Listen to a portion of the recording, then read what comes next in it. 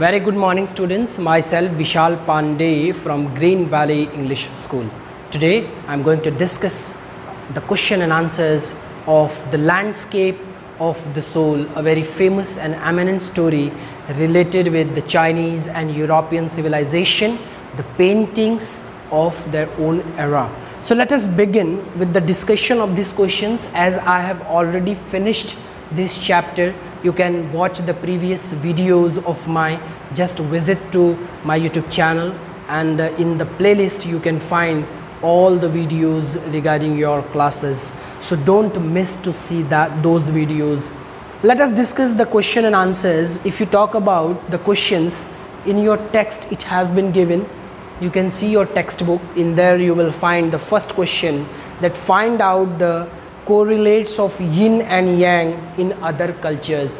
What are the relation between yin and yang in other cultures? As I told you, in the Chinese culture, as you can see, yin representing water as well as feministic behavior, or you can say female, and yang represents mountain and the male gender it is representing. But it is in that Chinese culture. If you talk about other cultures, then what they represent, let us have this answer, and through this answer we are going to understand it.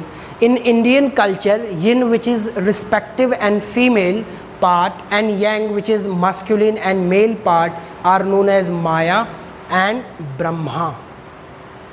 Who is known as Maya? Talking about Indian mythology, Indian culture, Maya represents yin and Brahma represents yang.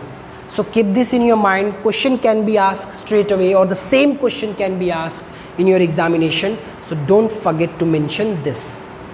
Nature is the yin and God is the creator of universe. Likewise, yin yang, the two combination of Maya and Brahma, creates a word. So what it means, that Maya and Brahma is equivalent to yin and yang, which runs the world, which governs the world through spiritual powers. So don't forget this. If you talk about the second question, what is the language spoken in Flanders? What is the language spoken in Flanders? Very fact question it is. It is very fact in nature that French language is spoken in Flanders, which is situated in Belgium. If you remember, I had told you this story regarding Belgium. In Belgium, in Flanders, which language people used to speak? They used to speak French language. So keep this in your mind, that the people of Flanders, those who were of Belgium, basically speak French language. Now why they speak French language? Because French language is one of the oldest language of European continent. So don't forget this to mention as well. Now if you see the questions, landscape of the soul, and in those questions, if you see the nature of the questions, you will be getting many more things to understand. For example, if I tell you to understand these long questions, understanding the text. If you see these questions, understanding the text, you will able to understand the text in a genuine way, rather than just going through the summary and just understanding the little bit of the text. So those who have not watched the videos yet, not attended the virtual classes yet, can see this video, because through this video also you will be able to understand some part of the chapter. The first question is, contrast the Chinese view of art with the European view with example. What it means, students, that what is the basic difference between the Chinese art and the European art? This question is all about. So let us have a discussion on this answer, that the Chinese form of art is based on imagination. If you remember, I have already told you that the Chinese art and culture of 8th century, if you talk about Wu Daozi's presentation, Wu Daozi's picture which he had made to draw the attention, to be in the goodwill of Tang Emperor Zhuangzong. So in that condition, these pictures of China were imagination. It was a work of imagination and shows inner and spiritual approach of the artist. So you will be getting one concept in this chapter, the inner and the outsider. So inner concept is related with the soul, the imagination of one's, and the outsider art is regarding with the intellectuality, the logical way of thinking and all. So Chinese people were thinking from their heart rather than from their mind. So the European art form is real and reproduces an actual view of object from the landscape. If you remember Quentin's fly, which he has made on the canvas of his future father-in-law, who was a painter, that fly was very real in nature. That was looking very real. So you can understand by that the European paintings were very much realistic rather than imaginative.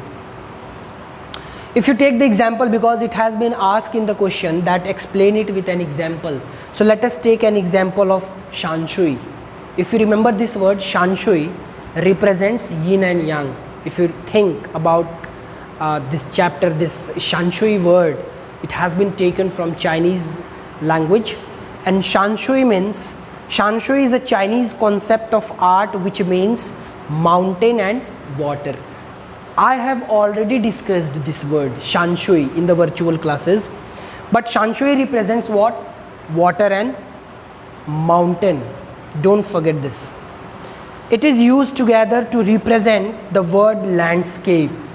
Why it is used together, the yin and yang, to represent landscape? The two complementary poles, yin and yang, of an image reflect the Daozi's view. So Wu Daozi was a famous artist, was a famous painter, as you can see, or an artist, you can understand by that. He was a great representative of yin and yang, great representative of landscape, great representative of imagination, thinking from heart. So this was a contrast between the European and Chinese art and culture. If you see the second question, what do you understand by the terms outsider art and art brut or raw art? As I told you earlier, if you remember just right now, that outsider art and insider art, inside art and outside art, both concepts came into the existence because of the 8th century Chinese civilizations, Chinese culture, art and culture, and then of Europeans as well. What is outsider art? Let us understand what is outsider art, and then art brut, and then raw art as well. Outsider art is the art made by untrained artists. Now if you remember the example of Quentin Mats's, a person who was fall in love with a daughter of an artist. He was a blacksmith. He was not trained at all, but he made that fly look very real. So what do you understand by that? That he was an outsider artist. He has not taken any training and all to make drawing, to make art. So untrained artists, for example, children or mentally ill person. If you see ill persons or children, they are not trained, but if they have that art in their blood, they can draw something good and great. Art brut or raw art is a type of art made by people who are not professionals, but they create an art piece with their own depth and understanding, and not from the stereotypical form of classical or fashionable art. Let me draw your attention toward this example as well. We can keep Quentin in both the examples, but it is good to keep Quentin in art brut or raw art, because He was being a blacksmith. He used his depth of knowledge, his technicality, his intellectuality, and he drawn a fine fly, a good fly which looks real. So you can understand he was not a stereotypical means traditional. He was not a traditional artist, but he drawn a very fine art to convince his future father-in-law. Okay, so I hope you all are understanding the explanations of questions. The third question is, who was the untutored genius who created a paradise, and what is the nature of his contribution to art? Untutored genius was Nick.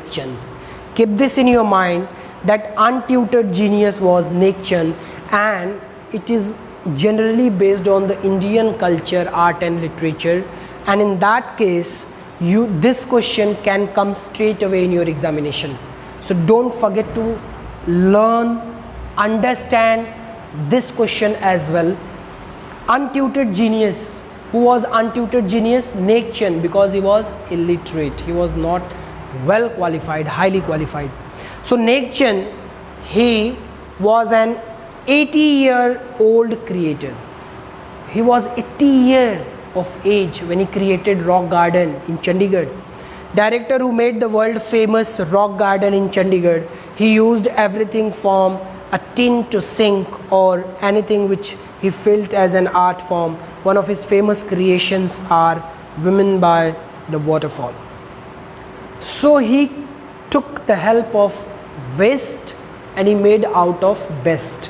So waste out of best basically he is known as, and he created that garden and many things more he created, like for example Women by the Waterfall he created. And if you go in Rock Garden, you will see different creations of Nick. So it will help you a lot to understand the Indian art and culture as well. So these were the explanation of long questions.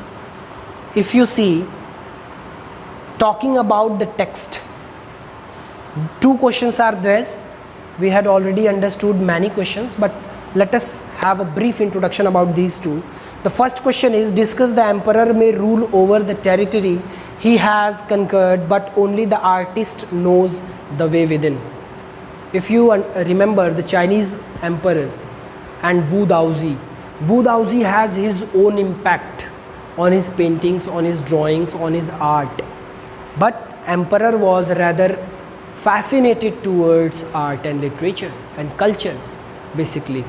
So an artist, if you want to be an artist, first of all you have to, you need to have some gift of the gab. Gift of the gab means what? Some unexpected talent you should have within you, given by God. If you have that, you can go ahead. If you want to be a writer, you cannot be a writer. You have to born as a writer. You have to born as singer. You have to born as painter and all this type. So what you can be a doctor, you can be an engineer, you can be an IAS officer, but you cannot be a writer. You have to born a writer. I hope you all are getting my point. So the statement means that the emperor rules over the territory which he has conquered and have the power, but the artist knows the path and mysterious work of the universe. If a king is born to rule, he can rule that kingdom with his power, with his intelligence, with his money, with his soldiers and all. But an artist is born to rule the world with his talent. That is the difference between king and an artist in this question. So the artist can go beyond the boundaries of a kingdom. An artist can break the boundary of the kingdom. If you are an artist, you sing well, you will be appreciated by Indians as well as all the people throughout the globe, because everyone likes to hear a good voice. if Sachin Tendulkar plays well, if Mahendra Singh Dhoni plays well, he will be appreciated throughout the globe. You know, Pakistanis are also appreciating MS Dhoni because he has taken retirement. So they are visualizing his career in terms of appreciating him. The next question is, discuss the landscape is an inner one as spiritual and conceptual space. This question is very logical and complicated as well. Let us understand. The statement that the landscape is an inner one, a spiritual and conceptual space, means that a Chinese artist wants the viewer to enter his mind rather than borrowing his eyes to view his art or piece. What it means?